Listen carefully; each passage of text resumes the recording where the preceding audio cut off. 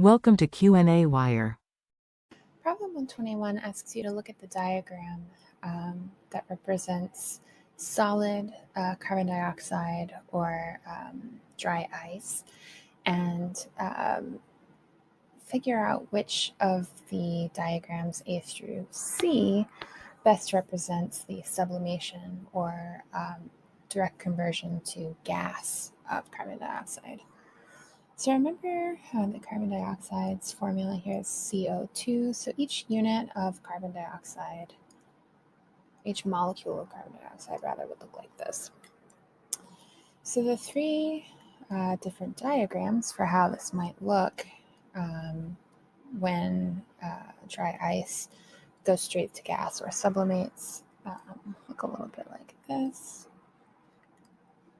For A, where two atoms of oxygen presumably separate away from the carbon. It gives, for answer B, the possibility that some carbon-oxygen pairs split off from carbon pairs, or that carbon dioxide remains intact, but that each carbon dioxide molecule splits off from a solid.